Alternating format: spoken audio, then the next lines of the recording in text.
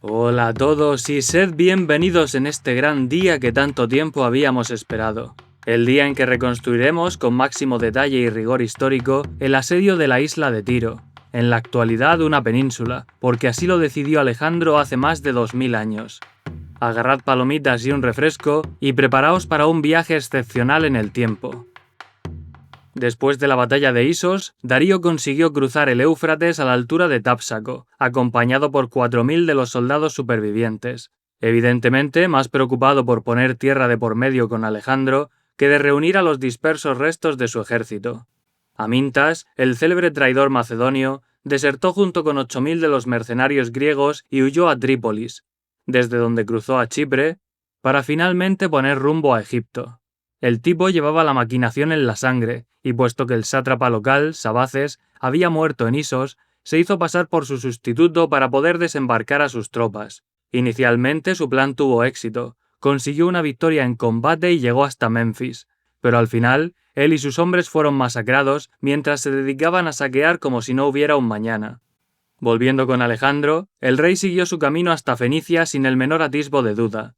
La prioridad era neutralizar a la flota persa negando sus bases continentales. Darío podía esperar. Fiel a su estrategia de avance en doble columna, a Parmenión lo envió por la ruta del interior en dirección a Damasco. No solo era esta una ciudad importante, sino que además era allí donde Darío había dejado a buen recaudo la mayor parte del tesoro real, antes de la batalla de Isos. Arriano, como siempre, solo narra la parte de Alejandro, así que moveremos a Parmenión en paralelo hasta su llegada a Damasco. Por el camino, salió al paso de nuestro protagonista un tal Estratón, hijo del rey Jeróstrato, que gobernaba la isla de Arado. Este Jeróstrato, al igual que los gobernantes de Chipre y de otras ciudades fenicias, se encontraba ausente, sirviendo con sus naves a la flota de Farnabazo, en el Egeo. Así que el tal Estratón, no muy buen hijo al parecer, ofreció por su cuenta y riesgo los territorios de su padre al invasor, Arado, Maratos, Sigón y Mariamne. En Maratos, Alejandro recibió una carta de Darío solicitando la devolución de su madre, su esposa y sus hijos, prometiendo a cambio su amistad y proponiendo una alianza. En la versión de Curcio Rufo se dice que el tono de la misiva era arrogante y que además exigía, entre otras cosas, la devolución de todas las tierras que había ocupado desde el cruce del Helesponto. La respuesta de Alejandro, citada palabra por palabra por los autores clásicos, era más larga que el Quijote, pero resumiendo venía a decir lo siguiente: los persas habéis tratado toda la vida a los griegos como perros, nos habéis invadido tropecientas veces, y además ordenaste la muerte de mi padre. Si quieres a tu familia, ven a pedirla en persona, no como un igual, sino reconociéndome a mí como rey de Asia. Entonces yo podré ser generoso contigo. Cualquiera que fuera el contenido real, Alejandro no aceptó las condiciones, y continuó su viaje hacia el sur. De camino, recibió las rendiciones de Biblos y de Sidón. En esta última depuso al rey, que también se llamaba Estratón, y permitió a su amigo Hefestión nombrar a un sustituto con asesoramiento de los nobles locales. Mientras tanto, Parmenión debió de alcanzar Damasco, aunque según se extrae de las fuentes clásicas, el bagaje y las riquezas de los persas fueron capturados antes de llegar, ya fuera porque trataban de ponerlo a salvo, anticipándose a los macedonios, o porque pretendían entregarlo voluntariamente. En cualquier caso, el veterano general y mano derecha del rey permaneció allí temporalmente, con la misión de defender el tesoro y la región de Siria. La siguiente parada en la hoja de ruta de Alejandro era Tiro, y aquí hago una pausa para que os frotéis las manos con expectación. La cosa empezó mal para los aficionados a las reconstrucciones de asedios, porque Tiro envió una embajada prometiendo obediencia a Alejandro. Formaba parte de la delegación el hijo del rey Acemilco, quien también se encontraba ausente y sirviendo con la flota de Farnabazo, como todos los gobernantes fenicios. Alejandro se mostró satisfecho, pero solicitó visitar la ciudad para ofrecer un sacrificio a Heracles en el templo que tenía allí dedicado. Este no es el Heracles que todos conocemos, sino el dios Melkart, al que Arriano llama Heracles Tirio, porque los griegos y Alejandro equiparaban a uno con el otro. Cuando la petición de Alejandro alcanzó Tiro, la asamblea local se negó a satisfacerla, buscando mantenerse neutrales en el conflicto y no abrir sus puertas ni a macedonios ni a persas. Como alternativa, le ofrecieron realizar el sacrificio en el templo de Melkart, que había en la antigua Tiro continental, que en castellano se suele llamar Paleotiro. Esta postura de neutralidad era similar a la que había adoptado Mileto el año anterior, y ya sabemos lo mal que acabó aquello. Y si no lo sabéis, apuntaos el vídeo del asedio para verlo a continuación. Según Curcio Rufo, la respuesta que Alejandro dio a los emisarios fue la siguiente: porque vivís en una isla despreciáis a mi ejército, pero pronto os demostraré que estáis en el continente, así que debéis saber que entraré en vuestra ciudad o la asediaré. Sobre esta situación, el pensamiento moderno suele coincidir en dos puntos. El primero, que los tirios querían que Alejandro pasara de largo sin tener que hacer ninguna concesión evidente. El segundo, que Alejandro aprovechó las festividades del dios Melkart para exigir el sacrificio, sabiendo que permitirlo habría sido igual que reconocerle como rey. Este segundo punto lleva a algunos autores a afirmar que el asedio de Tiro fue completamente innecesario. Yo os adelanto que no estoy de acuerdo, pero para que podáis formaros vuestra propia opinión, antes debéis tener todo el contexto de lo que estaba pasando en el Egeo. La cronología es complicadísima, porque a Arriano le importa un rayo lo que sucede fuera del círculo de Alejandro, y encajar a las otras fuentes requiere hacer muchas suposiciones, pero vamos a intentarlo. En el último vídeo os expliqué cómo Memnón de Rodas y luego Farnabazo tras su muerte habían capturado las islas de Quíos, Lesbos y Tenedos. Después de estos éxitos, Farnabazo volvió a Quíos y dejó allí una guarnición. A continuación, envió parte de la flota a Kos y a Licarnaso. En paralelo, con los 100 mejores trirremes de la armada, se trasladó a Sifnos, en las islas Cícladas. Allí recibió una visita muy importante, ni más ni menos que la del rey Agis de Esparta, que pedía tan solo dinero, un ejército y barcos para hacer la guerra a Macedonia en el otro continente. Autofrádates, aparentemente el segundo al mando de Farnabazo, le entregó 30 talentos de plata, 780 kilos, usando el talento ático como referencia, y 10 trirremes. Agis envió los barcos a su hermano Agesilao, en Ténaro, y viajó junto con Autofrádates para unirse a la flota que operaba en las aguas de Caria. A finales de otoño del 333 a.C. tuvo lugar la batalla de Isos, en la que Alejandro derrotó a Darío. Cuando Farnabazo recibió la noticia, regresó a Quíos con 12 trirremes y 1500 mercenarios griegos, para reforzar a la guarnición presente y evitar levantamientos. Poco después, si creemos a Diodoro, el rey Agis de Esparta usó el oro que le habían dado para reclutar a 8000 mercenarios griegos de entre los supervivientes de Isos. Con ellos viajó a Creta, para obligar a los locales a tomar parte en el conflicto del lado persa. Los problemas no acababan ahí, pues otros supervivientes de la batalla se habían unido a tropas de Capadocia y Paflagonia para atacar la satrapía de Lidia. Pero Antígono, el gobernador macedonio en Frigia Mayor y futuro Diadoco, se ocupó de aplacar la revuelta, derrotando en 3 batallas consecutivas a los enemigos de su rey. Curcio Rufo menciona otro choque naval en el Helesponto, en el que una flota macedonia recién reunida derrotó al almirante persa Aristómenes, cuando trataba de recuperar el control de la costa. En resumen, Alejandro no iba de ruta tan felizmente, mientras a su espalda todo quedaba en perfecto orden y armonía. El Egeo era un pandemonium, y la amenaza a Grecia una constante. Si no se rompía el cordón naval que unía el frente asiático con el frente europeo, en cualquier momento se iba a encontrar con que la guerra llamaba a las puertas de su casa. Los griegos, por si lo habéis olvidado, y en especial los atenienses, ya se le habían enfrentado al inicio de su reinado, y la alianza no era ni mucho menos irrompible. Así que volviendo a donde estábamos, ¿qué hay de cierto en lo que afirman algunos autores modernos sobre que dejando una guarnición en Paleotiro y subyugando el resto de la costa fenicia, Alejandro podría haber seguido avanzando sin preocuparse por la ciudad? Según ellos, el factor decisivo para el ataque fue su orgullo, que le impedía dejar pasar la afrenta de los embajadores. Pero ahora que veis la foto completa, estaréis de acuerdo conmigo en que el objetivo no solo era privar de puertos a la flota persa, sino provocar su rendición inmediata para poner a salvo Grecia y los territorios conquistados. El mismo Arriano nos cita el discurso que Alejandro dio a sus oficiales, con las razones para asediar Tiro. Primera, no podían avanzar hacia Egipto ni ir en busca de Darío, dejándola en retaguardia, porque en cuanto se fuera, los persas la utilizarían para recuperar la costa. Segunda, capturando Tiro, el control de Fenicia sería suyo, y por tanto su flota, la más importante y numerosa, se pondría a su servicio. Tercera, con la flota fenicia a su disposición, Chipre se rendiría y ofrecería también la suya, convirtiendo a Macedonia en una potencia naval y facilitando la toma de Egipto. Cuarta, con Egipto y el mar bajo control, Macedonia y Grecia estarían seguras, y podrían cruzar el Éufrates con las espaldas cubiertas. Se dice que esa misma noche, Alejandro tuvo un sueño, en el que Heracles le daba la mano y le elevaba por encima de las murallas hasta el interior de Tiro. Esto se interpretó como que la ciudad sería capturada con trabajo, porque trabajo era lo que habían requerido todas las obras de Heracles. Su premonición resultó un poco innecesaria, porque cualquiera con 2 dedos de frente se habría dado cuenta de lo condenadamente difícil que iba a ser tomar Tiro por la fuerza. No en vano, la ciudad estaba en una isla fortificada, y los persas tenían el control absoluto del mar. ¿Qué demonios podían hacer los macedonios para amenazarla siquiera? Pues como Alejandro no tenía muchos bombarderos Stuka disponibles, decidió que su única opción pasaba por construir un dique, terraplén, puente terrestre o como queráis llamarlo, que uniera la isla con el continente. Una obra de ingeniería que, en mi opinión, supera el puente de barcos de Jerjes sobre el Helesponto, e incluso a su canal atravesando la península del monte Athos, ambos construidos durante la Segunda Guerra Médica. El estrecho que separaba la isla de la costa medía unos 750 metros de ancho, de aguas turbias y someras en el lado continental, pero con 5,5 metros hasta el fondo en el tramo frente a Tiro.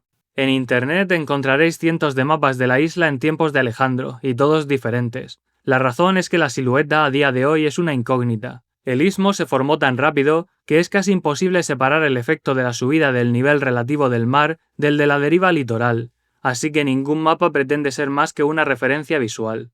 Lo que sí os puedo confirmar es que la posición de los puertos que he representado aquí es la que respaldan los estudios. El puerto norte, o puerto sidonio, porque miraba a Sidón, era un 40% más grande que el actual, como demuestran las perforaciones realizadas en la zona. El puerto sur, o puerto egipcio, porque miraba a Egipto, ha sido objeto de debate durante mucho tiempo, pero en 2019 se encontró el dique de abrigo fenicio que nos ha permitido localizarlo sobre el mapa. Volviendo a la lista de dificultades, cuando el viento soplaba desde el suroeste se levantaba un oleaje que pondría en peligro cualquier cosa que los macedonios intentaran construir en el agua. La ciudad estaba completamente rodeada por una sólida muralla construida empleando enormes sillares unidos por argamasa. Según fuentes clásicas, el lado oriental alcanzaba los 46 metros de altura desde el nivel del mar, obviamente una exageración digna del mismísimo Heródoto, que podríamos traducir sencillamente como que era un tramo muy alto. Los defensores esperaban además ayuda de Cartago, una ciudad mediterránea, fundada por colonos tirios, que quizás os suene por las 15 horas de documentales que publiqué sobre la Segunda Guerra Púnica. Contaban los tirios con numerosas piezas de artillería que habían repartido a lo largo del circuito defensivo.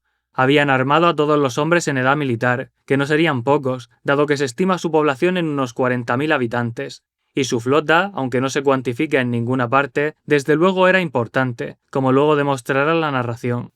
Para la construcción del dique, los macedonios necesitaban principalmente 3 materias primas: piedra, madera y arena. La piedra la obtuvieron de allí cerca, pues Alejandro ordenó demoler Paleotiro para alimentar su colosal terraplén. La madera venía del monte Líbano, y la arena de la costa fenicia. La buena noticia, según los investigadores modernos, es que ya existía un banco submarino que hacía el canal menos profundo entre la isla y el continente. Partiendo de esta pequeña ventaja, el primer paso era clavar pilotes de madera en el lecho marino, siguiendo el trazado del terraplén. A continuación se arrojaban árboles con sus ramas intactas para trabar y estabilizar la estructura. Luego se vertía piedra y mampostería, fijada en posición gracias a la acción conjunta de los pilotes y las ramas. El proceso se repetía nuevamente, con más árboles y por supuesto más piedras. Para terminar, se depositaban cantidades ingentes de arena, que se filtraba entre la masa de rocas, la compactaba y emergía después como la superficie del terraplén. El trabajo, como os podéis imaginar, era monumental, sin contar con que, a diferencia del cine, no debemos olvidar jamás la cuestión logística. El agua la podían obtener del cercano río Litani y de los manantiales de la zona, pero ¿y la comida? Donald Engels estima que cada día, y recalco que estoy hablando de un solo día, el ejército macedonio necesitaba 130 toneladas de grano para abastecerse. ¿De dónde las sacaban? Engels supone que la mayor parte les habría llegado por barco, lo que refuerza la necesidad estratégica de que toda la costa estuviera de su lado para asegurar las líneas de aprovisionamiento durante su viaje a Egipto. En fin, que Alejandro se echó adelante, convocó a sus tropas y a una buena cantidad de civiles de las localidades cercanas y comenzó la construcción del terraplén. Según cuenta Polieno, fue el mismo rey quien arrojó un primer puñado de arena con sus propias manos, inspirando a los hombres a seguir su ejemplo. Mientras estaban cerca de la costa, el trabajo avanzaba deprisa y sin problemas, poca profundidad, poca distancia a recorrer y cercanía de refuerzos para el caso de necesidad. Pero conforme iban ganando terreno al mar, el hostigamiento de los defensores se hizo insoportable, tanto desde lo alto de las murallas como desde los barcos que enviaban a entorpecer. Los macedonios entonces subieron las apuestas, construyendo empalizadas a ambos lados del dique y levantando dos formidables torres, protegidas por pieles para hacerlas más resistentes a las llamas. Tan grandes eran que las equiparon con piezas de artillería para procurar fuego de cobertura y permitir que continuara la construcción del terraplén. Su importancia táctica hizo también que buena parte de los esfuerzos de los defensores se volcaran ahora contra las torres, en lugar de contra los soldados que trabajaban moviendo piedras, lo que les concedió un respiro. Mucho se ha hablado de la legendaria defensa de Siracusa y del uso que hicieron de los inventos de Arquímedes, pero los habitantes de Tiro merecen tanto crédito o más por la forma en que afrontaron el reto. Contra la amenaza de las torres macedonias, prepararon para una misión especial un gran barco de transporte de caballos. Estos, por lo que sabemos, solían ser trirremes readaptados, con menos bancos de remos y pequeños cubículos para los animales, posiblemente conforme al esquema que veis en la imagen. Alrededor de la cubierta construyeron una especie de cerca para maximizar su capacidad de carga, y luego llenaron el barco de ramas secas, leña, pez, azufre y otros materiales combustibles. En la proa fijaron 2 mástiles, y en cada mástil vergas transversales. De estas colgaban calderos con materiales incendiarios, pensados para proyectar las llamas a la mayor distancia posible. Por último, pusieron lastre en la popa para alzar la proa sobre el agua, de forma que primero, no se mojaran los calderos, y segundo, que se adentrara en tierra todo lo posible al llegar a la costa. Con todo preparado, aguardaron a que el viento soplara en la dirección del terraplén y remolcaron este barco bomba usando tirremes. Una vez alcanzada la máxima velocidad, incendiaron la carga, dejaron ir la nave y la estrellaron contra su objetivo. Los ocupantes del barco inteligentemente saltaron al agua antes de la colisión. El fuego alcanzó inmediatamente las torres, y aquí viene lo bueno. Los calderos de proa, al impactar, volcaron su contenido combustible sobre las llamas, avivándolas todavía más. Para mayor escarnio, desde los trirremes se disparaba sin parar contra la guarnición de Alejandro, evitando así que pudieran hacer nada por contener el incendio. En paralelo, los tirios enviaron barcos ligeros para atacar otras partes del terraplén, derribando la empalizada protectora e incendiando las máquinas que se habían librado del fuego. Para colmo de males, una fuerte tormenta levantó viento y oleaje y terminó por provocar el hundimiento de buena parte de la construcción.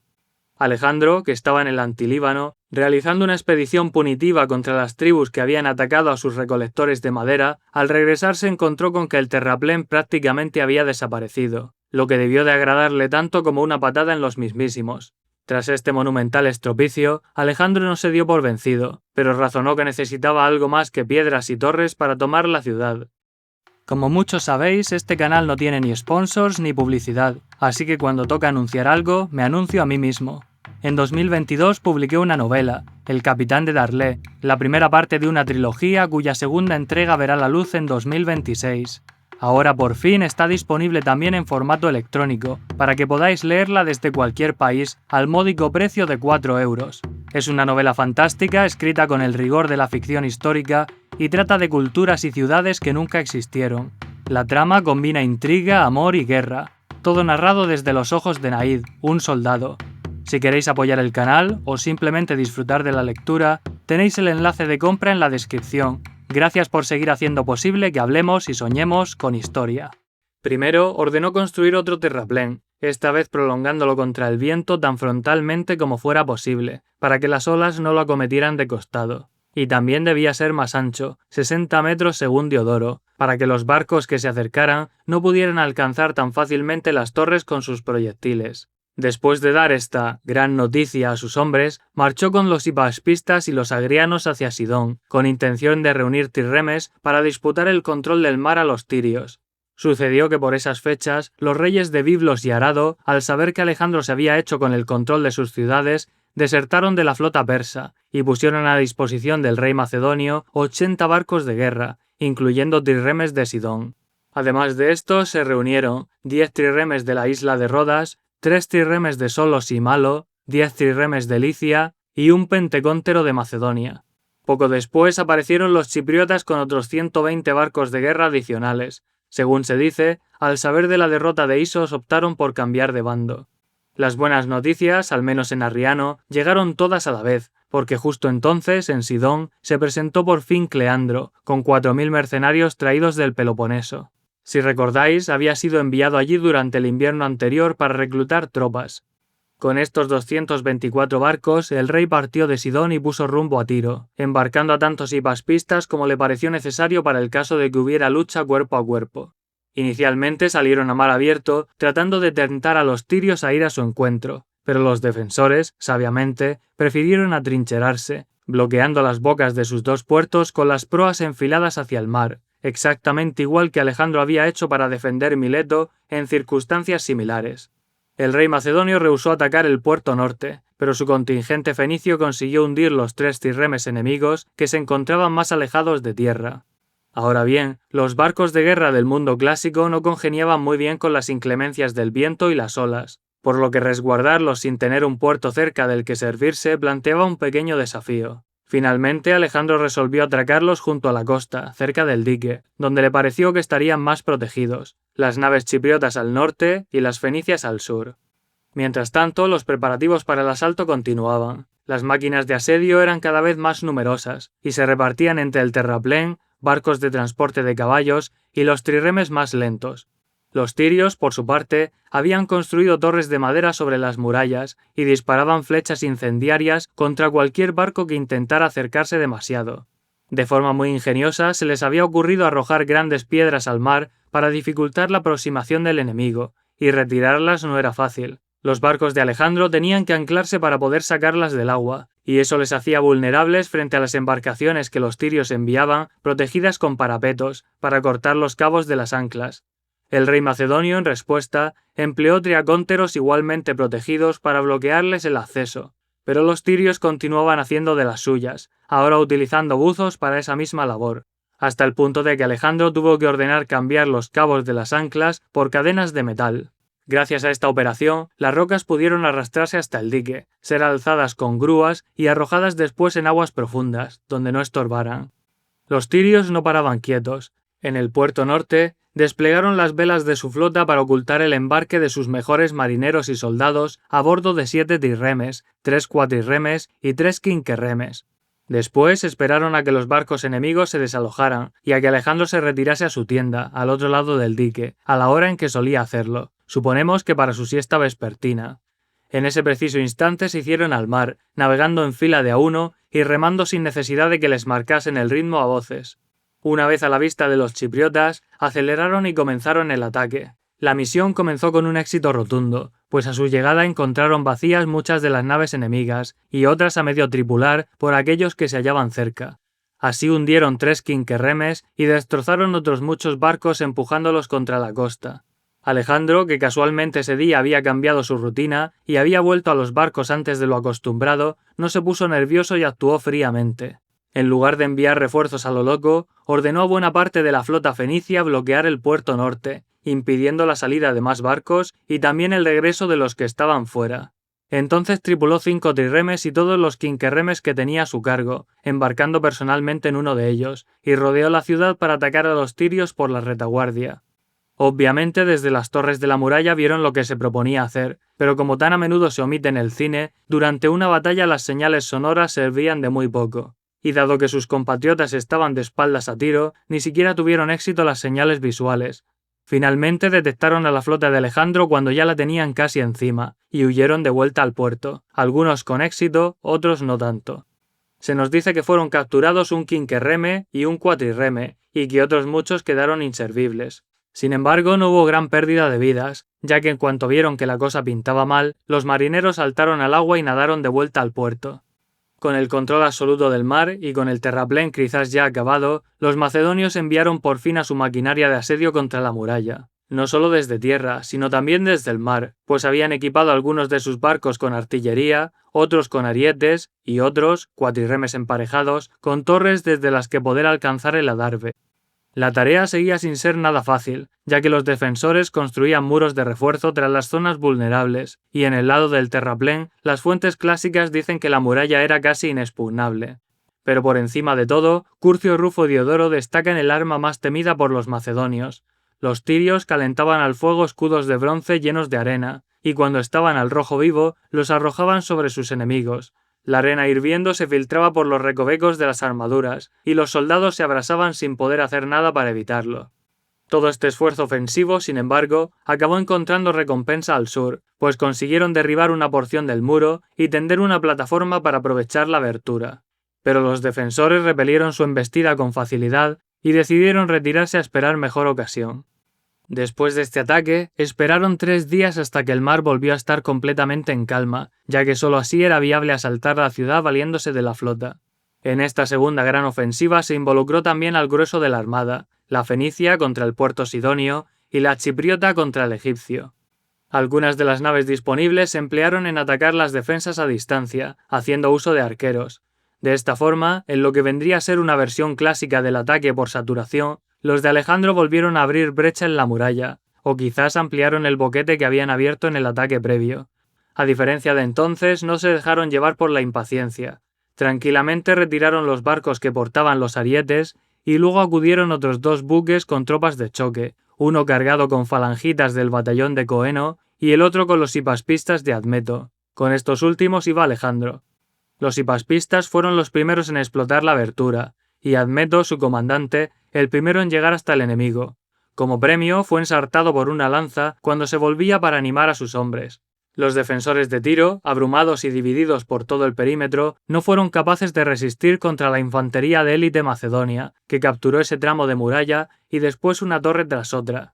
Habiendo asegurado la zona, descendieron por fin hasta el corazón de la ciudad, corriendo en dirección al Palacio Real. Por si las cosas no pintaban lo bastante mal, la flota fenicia destrozó la barrera de entrada del puerto sur, y lo mismo hizo después con los barcos que encontraron tras ella, asaltando algunos en el agua y otros en la costa. Los chipriotas hicieron lo propio, pero con mayor facilidad, ya que el puerto norte no tenía barrera. En su caso, consiguieron abrirse paso incluso hasta el interior de la ciudad. Los tirios, viendo que las defensas habían cedido, se refugiaron en el templo de Agenor, el fundador de Tiro, para montar su resistencia final. Esta resistencia no parece haber durado mucho, ya que los hipaspistas masacraron a los más valientes y persiguieron a los más cobardes. En este punto ya habían entrado también tanto los falangitas de Coeno como los marinos de la flota chipriota, y entre los 3 grupos estaban desatando una plaga de muerte en las calles. El ejército de Alejandro no solo estaba rabioso por todo el tiempo y el trabajo que habían tenido que invertir en el asedio, ni más ni menos que 7 meses, sino que según cuenta Arriano, los tirios habían ejecutado a la vista de todos, desde lo alto de las murallas, a aquellos a los que habían capturado en su ofensiva anterior. Según Curcio Rufo, esta ejecución fue al inicio del asedio, y los ejecutados fueron los emisarios que el rey les envió para instarles a rendirse. De forma que lo que estaba teniendo lugar ahora era una venganza indiscriminada, que se saldó con unos 8.000 muertos. De los macedonios murieron 400 en total durante todo el asedio, incluidos 20 hipaspistas en el asalto final a la muralla. Alejandro perdonó a los que se habían refugiado en el templo de Melkart, entre los que estaban buena parte de los magistrados y el rey Acemilco.